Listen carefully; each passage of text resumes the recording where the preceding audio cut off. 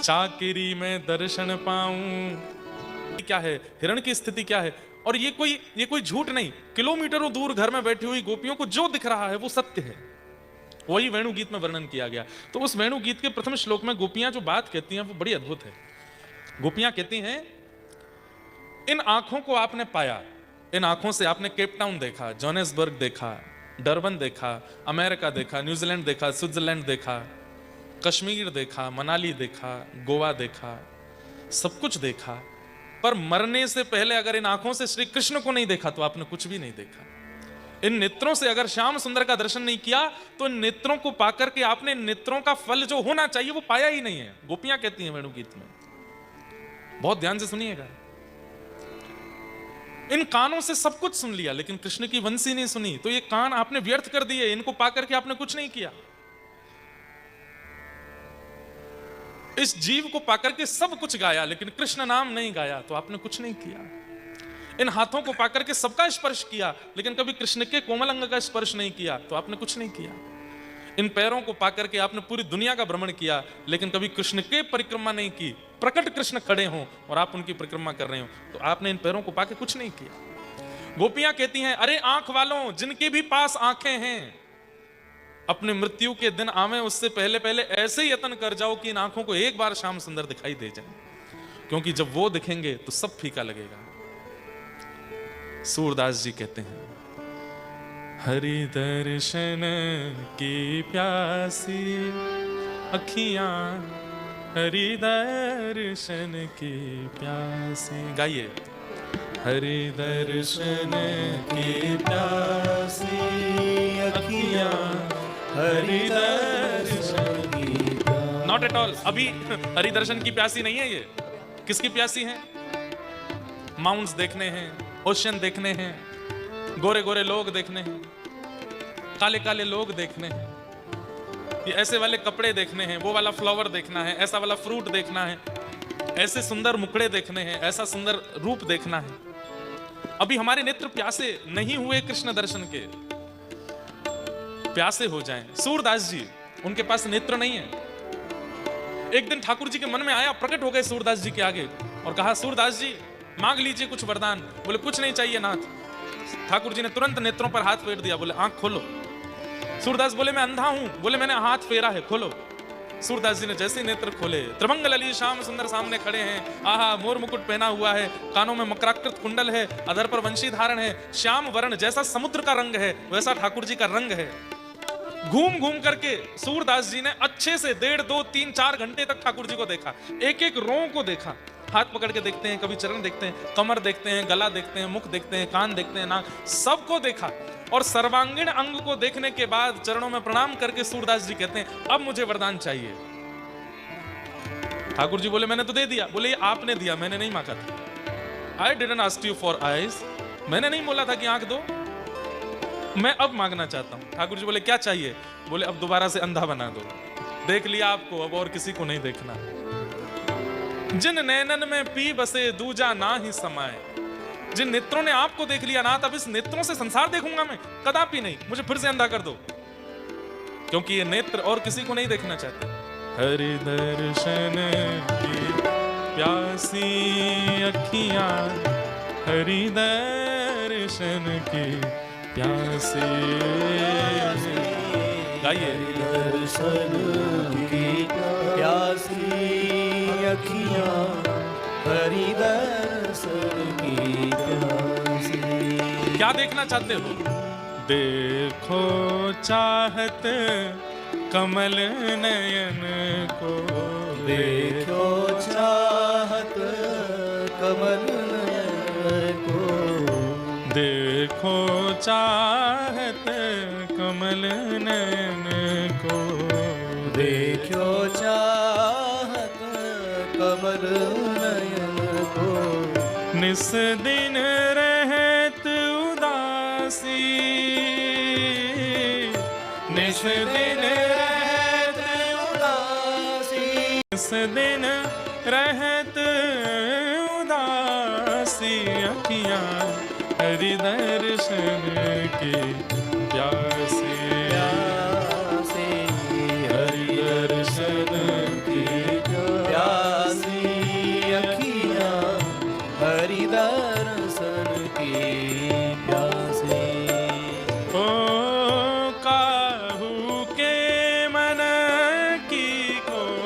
जानत लोगन के मन हंसी। काहूँगे मन की को जानत लोगन के मन हंसी। हो काहू के मन। देखो भैया, मैं एक बात कहता हूं कथा में, ठाकुर जी को उसी ने पाया जिसने गाया, जिसने नहीं गाया उसने ठाकुर जी को पाया ही नहीं। मुझे एक नाम बता दीजिए जिसने गाया ना हो और ठाकुर जी मिल गए हों। सूरदास गाते हैं तो मिलते हैं, मीराबाई गाती हैं तो मिलते हैं, तुलसीदास गाते हैं तो मिलते हैं, हनुमान जी महाराज प्रभु चरित्र सुनो एक और रसिया, राम लखन सीता मन बसिया, करताल लेकर के गाते हैं तब राम जी मिलते हैं। अरे नाम बोलते जाइए, प्रहलाद जी गाते हैं तो ठाकुर जी मिलते हैं, ध्रुव गाते हैं तो ठाकुर जी मिलते हैं, गोपियां गोपी गीत गाती हैं तब श्याम सुंदर मिलते हैं। जिसने भी पाया गा के ही पाया, इसलिए बिना गाए नहीं मिलेंगे। आज गाना पड़ेगा सब लोगों को मेरे साथ। हो काहू के मन की को जानत लोगन के मन हंसी। काहूँगे मन की को जानत लोगन के मन हंसी। ओ सूरदास प्रभु तुमरे दरस बिन, सूरदास प्रभु तुम्हारे दरस बिन, सूरदास प्रभु तुमरे दर्श बिन, सूरदास प्रभु तुम्हारे दरस बिन, ले हो करवट काशी अखियां हरि दर्शन की प्यासी।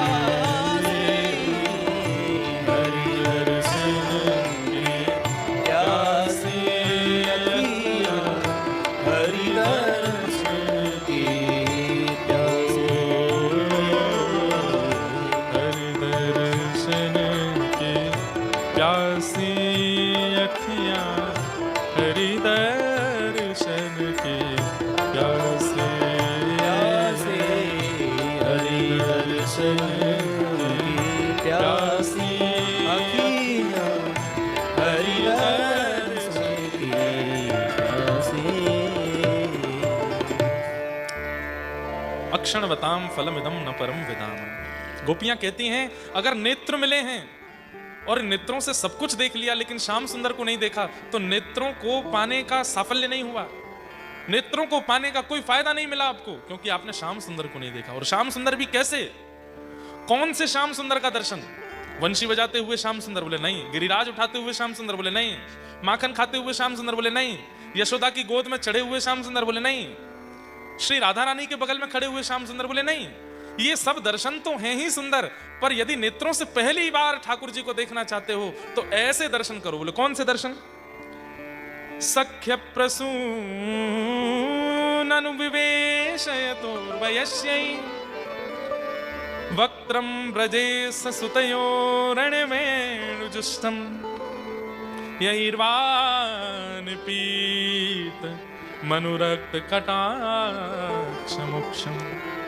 कैसे स्वरूप का दर्शन करें? आहा, आगे गैया चल रही हैं, इधर गैया चल रही हैं, इधर भी गैया चल रही हैं, पीछे भी गैया चल रही हैं। श्याम सुंदर ने आभूषण नहीं पहने हैं, गहने नहीं पहने हैं, केवल घुटने घुटने तक ऊंची धोती पहनी है, गले में वनमाला पहनी है। वनमाला कैसी?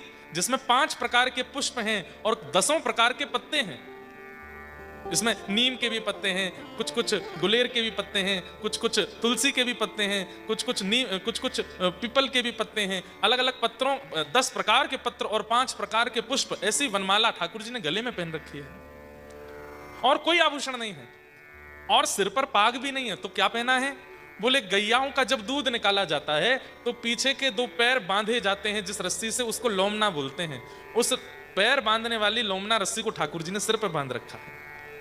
और जब श्याम सुंदर चल रहे हैं तो हाथ में वंशी नहीं है, वंशी तो कमर में एक कपड़े से बांध रखी है। तो बोले दोनों हाथ क्या है? बोले कंधे पर एक बड़ा डंडा लटका है और उस डंडे पर दोनों हाथ लटका रखे हैं। डंडे के एक छोर में वन में जाकर के भूख लगेगी तो खाने के लिए यशोदा मैया ने कुछ भोजन प्रसाद कपड़े में बांधा है, वो टांग रखा है। दूसरी तरफ एक मटका टंगा है जिसमें खूब सारी छाछ भरी है और ठाकुर जी संभाल करके अदा से चलते हुए जा रहे हैं, गैया चराते हुए। थोड़े थोड़े पसीने आ रहे हैं और उसी समय गैयाओं की खुर रज जो है वो उड़ रही है और जाकर के ठाकुर जी के मस्तक का स्पर्श कर रही है। ठाकुर जी अपने कटाक्ष नेत्रों से कभी इधर की गैयाओं को देखते हैं, कभी उधर की गैयाओं को देखते हैं। गोपियां कहती हैं इस छवि को जिसने देख लिया उसने नेत्रों को पाने का साफल्य किया। जिसने इस रूप का दर्शन नहीं किया नेत्रों को पाकर के भी कुछ नहीं पाया। एक बात बंधुओं बड़ी स्पष्ट है, बहुत ध्यान से सुनिएगा। वृंदावन में यदि श्री कृष्ण का प्रत्यक्ष दर्शन करना है तो कौन सा समय अनुकूल है? तो हमारे व्रज के रसिक और आचार्यों की माने तो वो ऐसा कहते हैं कि हमारे वृंदावन में दर्शन होते हैं सवेरे 5 बजे से लेकर के दोपहर 12 बजे तक। 5 बजे मंगला होती है, 7-8 बजे ठाकुर जी के श्रृंगार होता है, फिर बाल भोग होता है, फिर राजभोग होता है और राजभोग आरती 12 बजे होके मंदिर बंद हो जाता है। उसके बाद उत्थापन होता है शाम 4:30-5 बजे और फिर रात्रि 8 बजे तक दर्शन होते हैं। तो 2 ही समय हैं जिनमें ठाकुर जी का आपको दर्शन हो सकता है, या तो रात्रि 8 बजे के बाद से सुबह 4 बजे के बीच में, यानी कि पूरी रात्रि के बीच में, या फिर दोपहर 1 बजे से लेकर के शाम 4 बजे के बीच में। ये दोपहर का समय जो है ये गौचारण लीला है, इस समय ठाकुर जी गैया चराने जाते हैं और रात्रि में ठाकुर जी रास करने जाते हैं। तो ये 2 ही समय हैं जब ठाकुर जी नंद भवन से बाहर निकलते हैं, तो इन्हीं समय पर भगवत दर्शन हो सकता है। और इन्हीं काल में कोई व्यक्ति प्रतीक्षा कर ले, कोई व्यक्ति मन में ठान ले। नंदगांव में एक बाबा रहते थे, हमारे 84 कोस में नंदगांव है, वहां एक बाबा रहते थे और वो बाबा नित्य ही प्रसाद पाने के बाद में जो थोड़ा बहुत अन्न बचता था बाहर अपने गली के कुत्तों को पवा देते थे। उनमें से एक कुत्ता था जो बहुत दिनों से बाबा जो भी खाते उसके बाद जो बचता डालते तो खा लेता था। एक बार वो बाबा 3-4 दिन के लिए कहीं चले गए, लौट करके आए तो रात्रि में सोते समय किसी के रोने की आवाज आई। वो बाबा अपने भवन से बाहर निकल के आए, कौन रो रहा है, कौन रो रहा है? तभी वो देखते हैं कि एक दिव्य प्रेत आत्मा है, एक भूत है और वो रोता रोता हाथ जोड़ के बोल रहा है, बोले बाबा मैंने जीवन भर कुत्ता बनकर के आपकी झूठन प्रसाद पाया तो आपके भजन का दशांश मुझे प्राप्त हुआ, मैं मुक्त हो गया। अब मैं मुक्त होकर के भगवत धाम जा रहा हूं। 3 दिन पहले ही मुक्त हो गया था लेकिन आप नहीं थे, इसलिए मैं प्रतीक्षा कर रहा था कि आपको प्रणाम करके जाऊं। मैं प्रणाम कर रहा हूं, मैं मुक्त हो गया हूं, मैं जा रहा हूं। बाबा ने तुरंत कहा, बोले सुनो सुनो सुनो, अभी मत जाओ, 1 मिनट इधर आओ। भूत को पास में बुलाया, बोले तुम मुक्त हो रहे हो? बोले हाँ। बोले हमको एक बात बता जाओ। बोले क्या? तुम भूत प्रेतों को ये पता होता है कि भगवान कहां है, अभी प्रेजेंट में ठाकुर जी कहां एक्टिव हैं ये तुमको पता होता है, हमको बता के जाओ ठाकुर जी कहां हैं। तब उस प्रेत ने कहा, अरे बाबा मैं कैसे बताऊं? बोले नहीं तुमको पता है, बता के जाओ। तब उस प्रेत ने बताया, बोले रोज शाम को 4:30-5 बजे गायों का झुंड यहां से निकलता है, आपने देखा होगा? बोले हाँ। बोले उन्हीं गायों के झुंड में एक छोटा सा बालक चलते हुए गैया हाँकते हुए जाता, वही ठाकुर जी हैं, पकड़ लेना है। बाबा ने कहा तू मुक्त हो जा भैया, जा वैकुंठ जा, मैं देख के आऊं ठाकुर जी को। अगले दिन जैसी शाम को गायों का वो झुंड आया, बाबा तो तैयार बैठे थे, तभी पीछे गायों के झुंड में झांक करके उन्होंने देखा तो एक नन्हा सा बालक छोटी सी छड़ी लेके गायों को हाँकता हुआ जा रहा था। दौड़ करके बाबा गए और जाकर के उस बालक के चरण पकड़ लिए। मिल गए श्याम सुंदर, मिल गए श्याम सुंदर, मिल गए श्याम सुंदर। वास्तव में वो बालक श्याम सुंदर नहीं थे, किसी ब्रजवासी का बालक ही था वो। अब वो बालक बोले, बाबा मैं श्याम सुंदर ना हूं, मेरा नाम तो मोनू है, मेरा नाम तो ये है, मेरा नाम तो वो है। लेकिन बाबा ने चरण पकड़ लिया, अरे मुझे पता है, वो प्रेत बता के गया था तुम ही श्याम सुंदर हो। उस प्रेत ने बताया था कि गैयाओं के बीच में ही तुम चलते हो, तुम ही हो। अब छोटा बालक, उसको कोई वयोवृद्ध पकड़ ले तो वो रोएगा, और रोने लगा, अरे मेरी मैया कहां गई, मैया बचा, मैया बचा। देख बाबा ने मुझे पकड़ लिया। बाबा बोले अब चाहे तुम जितना रो, सिर पटको, चाहे तुम रो रो करके पूरे नगर को इकट्ठा कर लो, मैं नहीं छोड़ने वाला, मैं तो अब आपके दर्शन करूंगा, आप ही श्याम सुंदर हो। इतना कस के बाबा ने पकड़ा और पकड़ पे रोने लगे। अरे ठाकुर जी आप क्यों चिल्ला रहे हो, मैं आपकी इतने दिन से भजन साधन कर रहा हूं, आज आपके चरणों में आया हूं तो दर्शन दे दो ना। बंधुओं वो था तो एक ब्रजवासी का बालक ही, लेकिन बाबा की करुण पुकार ठाकुर जी को इतनी भाग गई कि उस ब्रजवासी बालक में से ठाकुर जी प्रकट हो गए और प्रकट होकर के रोते हुए बाबा को अपने हृदय से लगा लिया। हृदय से लगा के बोले, बाबा वास्तव में तो ये बालक किसी ब्रजवासी का है, ये मैं नहीं था, लेकिन आपने इतनी श्रद्धा से और इतने भाव से पुकारा कि मैं मिल गया। तब बाबा को ठाकुर जी ने एक संकेत किया कि गौचारण का जो समय है बंधुओं, आज भी 4 बजे 5 बजे ठाकुर जी गैया चराते हैं वृंदावन में। हमें अनुभव नहीं होता, हमारे पास दृष्टि नहीं है देखने की, लेकिन यदि किसी के चित्त में विहद इच्छा हो ठाकुर जी के दर्शन की, तो व्रजवास करने वाले, वृंदावन में रहने वाले संध्या के समय का विशेष ध्यान रखें और ठाकुर जी का स्तवन करें तो ठाकुर जी का अनुभव हो सकता है। आज भी ठाकुर जी दर्शन देते हैं। ऐसे श्याम सुंदर गोपियों को दिख रहे हैं और गोपियां उनके उस रूप माधुरी का वर्णन करते हुए कह रहे हैं, गोप्यः किमाचरदयं कुशलं स्म वेणु दामोदरधरा सुधा मपि गोपिकानां भुङ्क्ते स्वयं यद विशिष्ट रसं हृदिन्यो हस्यत्वचोश्रुमुमुचुस्तरवो यथार्या। ठाकुर जी वन में जाके जब वंशी बजाते हैं तो गाय घास खाना भूल जाती है। उन गायों के थनों में मुख लगाकर के जो गैया के बछड़ा बच्चियां खड़े हैं वो दूध पीना भूल जाते हैं। क्यों? इतनी मधुर वेणु जो ठाकुर जी बजा रहे हैं, उस वेणु को सुनते समय गैया सोचती है अगर मैं घास खाऊंगी तो मन घास खाने में लगेगा, तो उतना मन में वेणु सुनने में नहीं लगा पाऊंगी, तो मुख में घास दबी है लेकिन चबाती नहीं है, वेणु सुनती है। और एक होता भी है कि जब व्यक्ति खाता है तो कुछ साउंड मुख का भी प्रकट होता है, जिससे बाहर का साउंड थोड़ा कम हो जाता है, तो इसलिए गैया घास नहीं खाती कि कहीं वेणु सुनने में विक्षेप ना हो। और ये तो गैया की बात है, लेकिन गायों के थनों को मुख में लेकर के बैठे हुए जो छोटे छोटे बछड़ा बच्चियां हैं, वे दूध नहीं पी रहे हैं, दूध मुख में है, उस दूध को निगल नहीं रहे हैं। क्यों? निगलेंगे तो फिर निगलने का जो स्वर आएगा उस स्वर के कारण वेणु नहीं सुन पाएंगे। और निगलने का स्वर कैसा होता है? बहुत हल्का सा होता है, लेकिन उस स्वर को भी वो विक्षेप मान रहे हैं वेणु सुनने के बीच में। किसी ने कहा तो पी नहीं रहे तो निकाल दें, तो बछड़ा रहे हैं, मैया वेणु सुन रही है और वेणु सुनकर के दूध हमको पिला रही है, तो ये दूध प्रसाद है, हम इसको बाहर नहीं निकाल सकते, लेकिन जब तक वंशी बज रही है तब तक पी भी नहीं सकते। बंधुओं, वृंदावन की स्थिति अलग है, व्रज की स्थिति अलग है। ये सब बातें, ये सब भाव बहुत जगह बताने के नहीं होते, पर पता नहीं आज क्यों प्रकट हो रहे हैं। हिरण अपने कान उठा करके जाते हैं और अपने कृष्ण सार पतियों से कहती हैं, हिरण के जो पति हैं उनसे कहती हैं हम कृष्ण को कुछ देना चाहते हैं। तो हिरण की नाभि में कस्तूरी होता है, कस्तूरी जाकर के ठाकुर जी को अर्पित कर देते हैं। आदि आदि आदि सब भाव यहाँ पर बताए गए, पर मधुर ठाकुर जी की स्थिति है और उस स्थिति का वर्णन गोपियां यहाँ पर कर रही हैं। इसी स्थिति में सदा मीराबाई पड़ी रहती हैं, इसी स्थिति में सदा सूरदास, कुम्मनदास सब पड़े रहते हैं। बस यही स्थिति का चिंतन, स्तवन और स्मरण हमारा बन जाए। बंधुओं, अब बस हमारी एक बात मान लीजिए, गैया कैसे चराते हैं, वन में जाके ठाकुर जी क्या क्या करते हैं, इसका रोज चिंतन किया करो। आंख बंद करके थोड़ी देर विचार करो। एक सुंदर वन है, बहुत सुंदर सुंदर पुष्प लगे हैं, सुंदर सुगंधी आ रही है, श्याम सुंदर वहां जा रहे हैं गैया चराते हुए, क्या क्या लीला कर रहे हैं, उस लीला का नित्य चिंतन किया करो। क्या पता इस साउथ अफ्रीका के किसी वन में कभी आप गए और क्या पता यहाँ श्याम सुंदर आपको अनुभूति करा दे। क्योंकि वन तो प्रिय है ठाकुर जी को, बस उस वन का उपासक मिलना चाहिए, वन का उपासक मिलना चाहिए। मीराबाई भी इसी भाव में रहती है।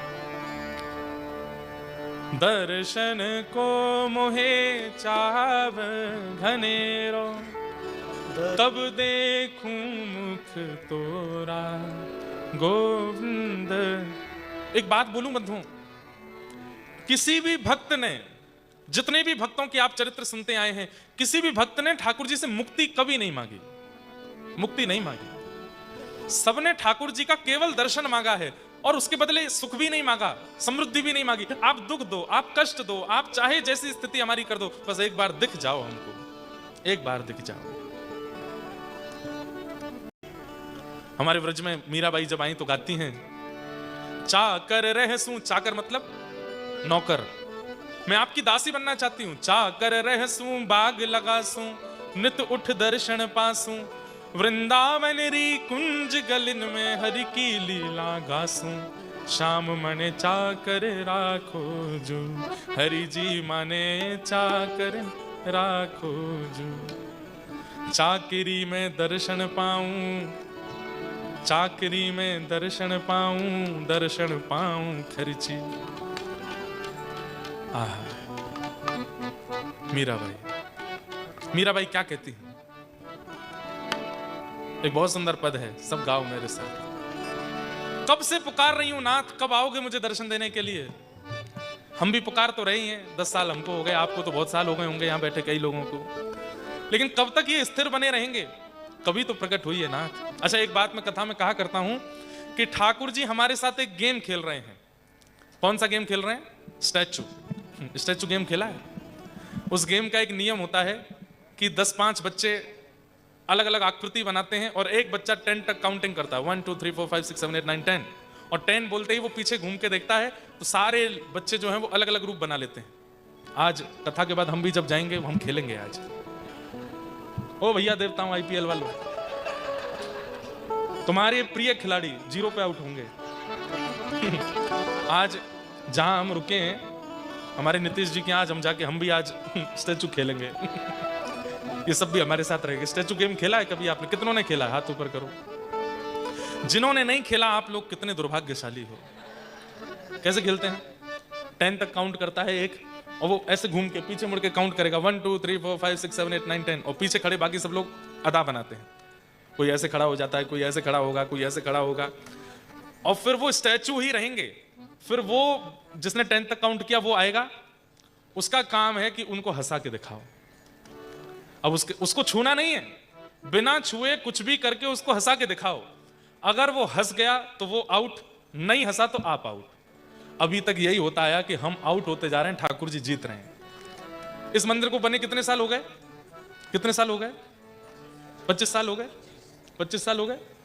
25 साल से ठाकुर जी ऐसे ही खड़े, हम अभी तक उनको हिला ही नहीं पाए।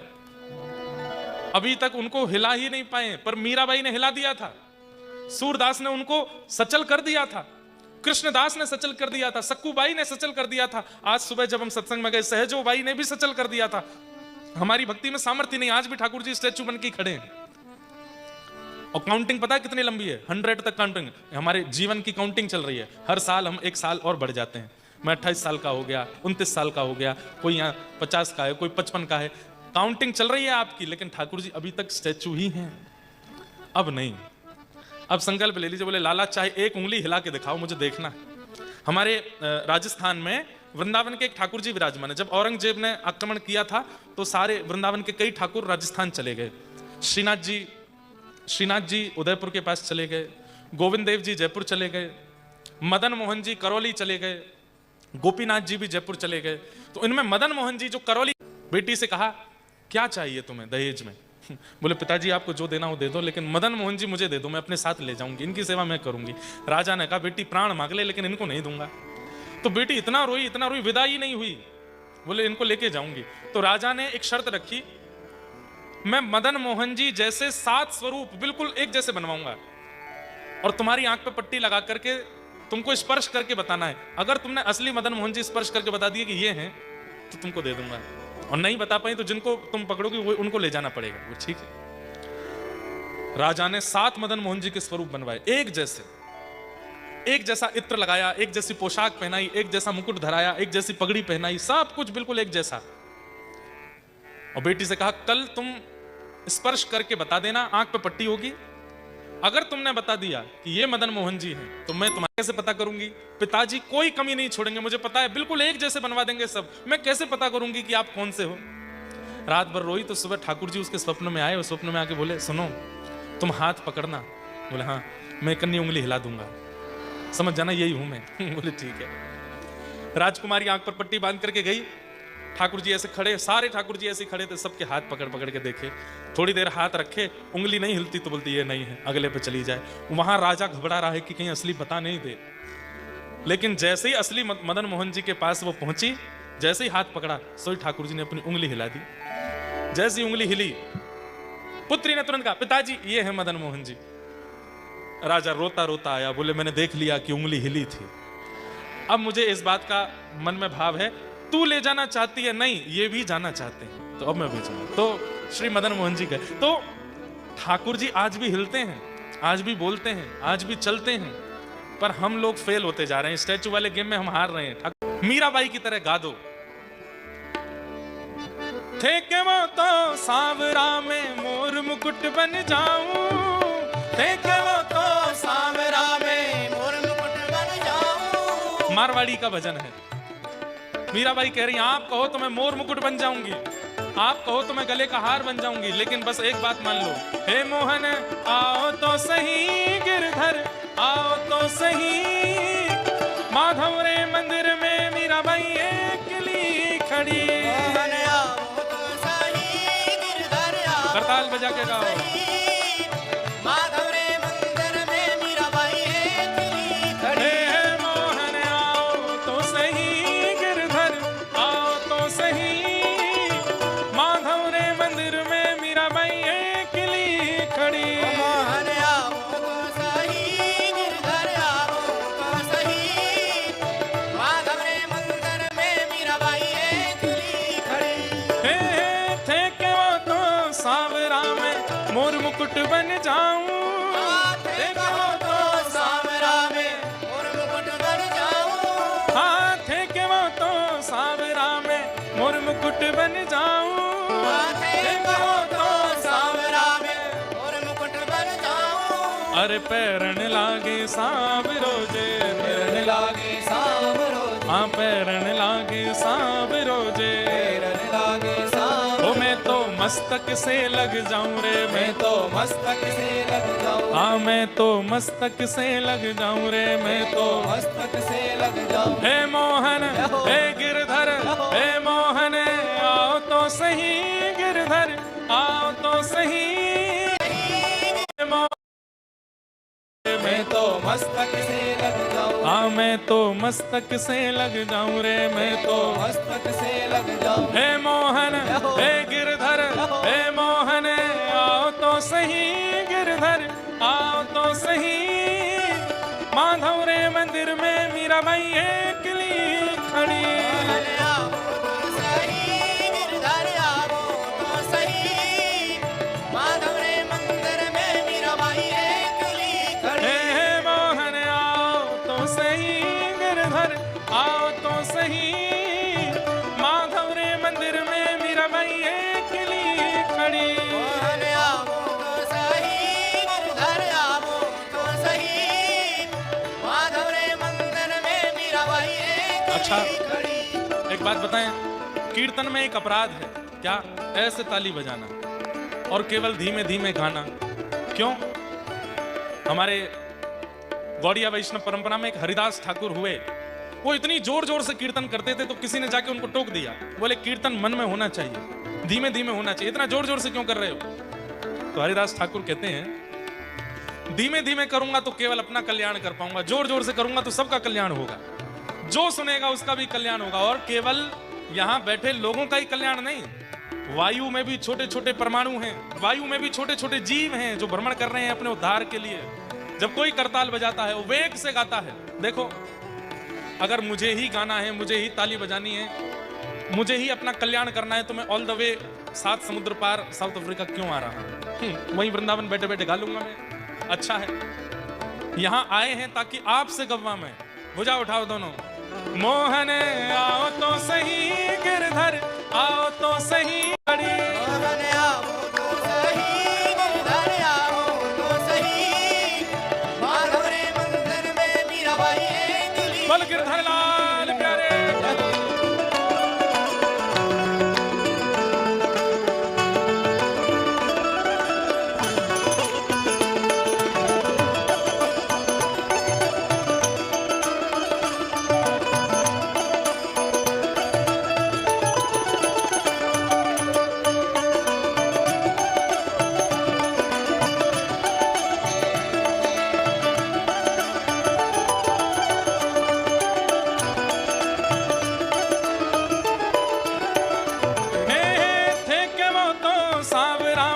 कंठहार बन जाऊं, एक वो तो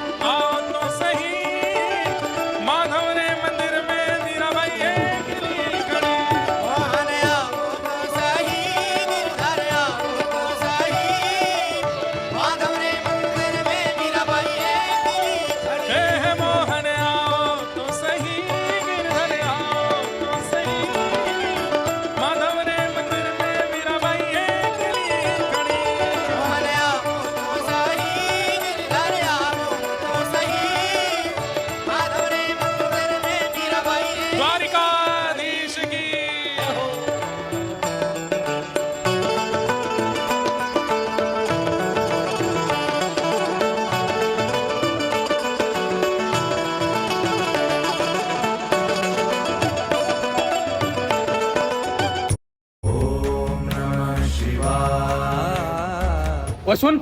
हाँ इधर आ। क्या हो गया?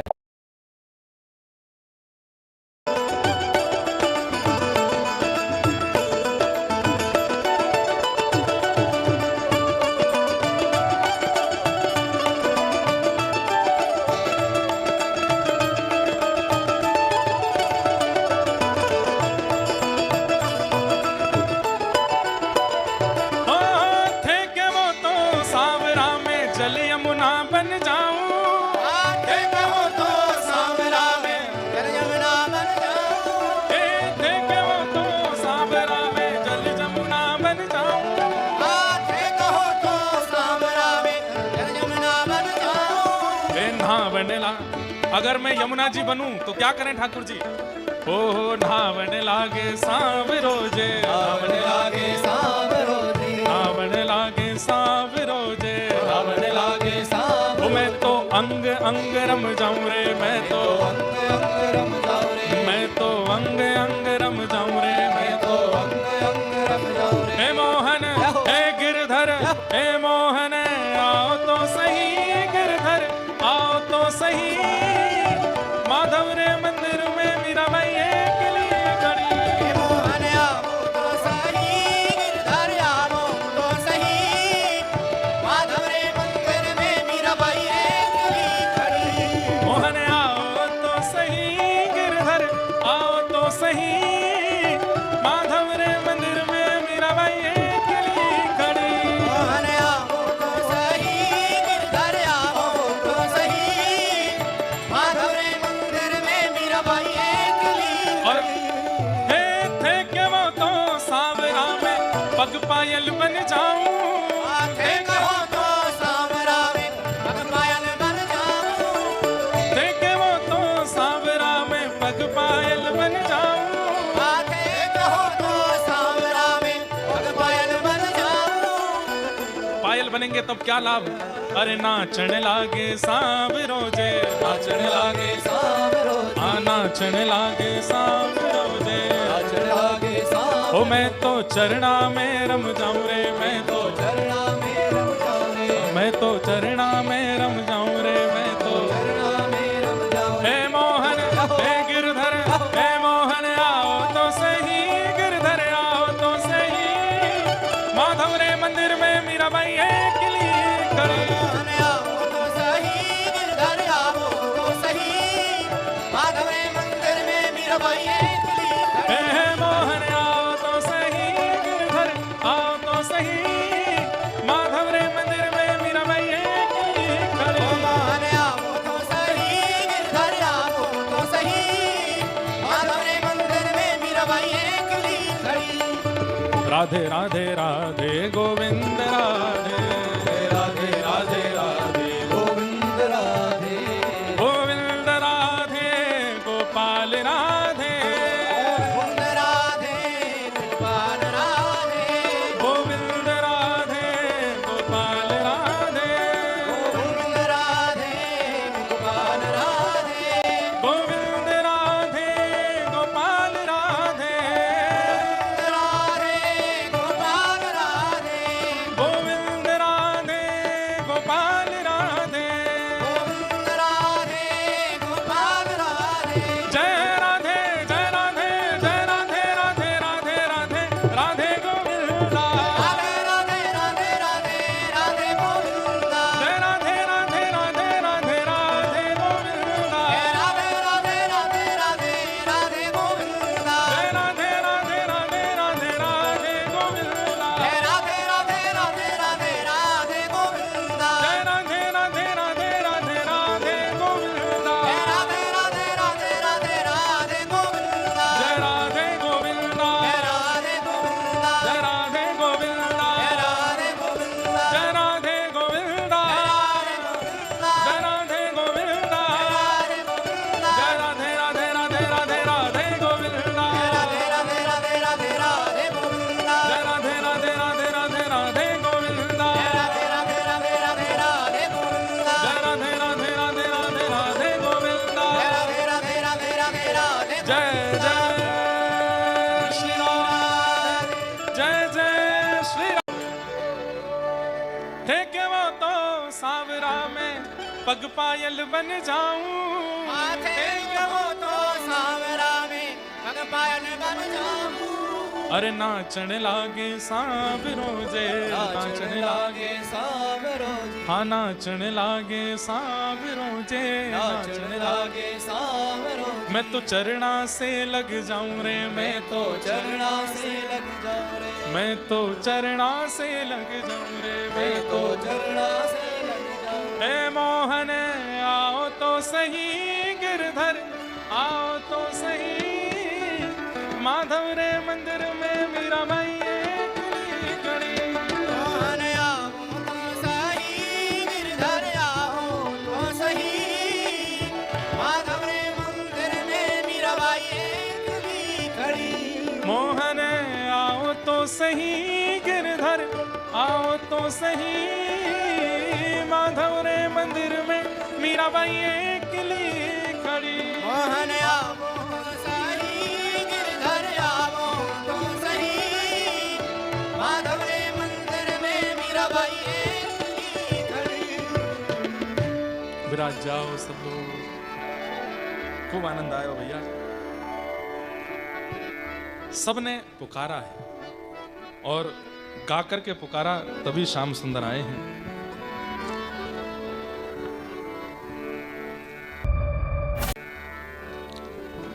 आज कुछ प्रश्न आए थे मेरे पास में, तो उनका थोड़ा सा मैं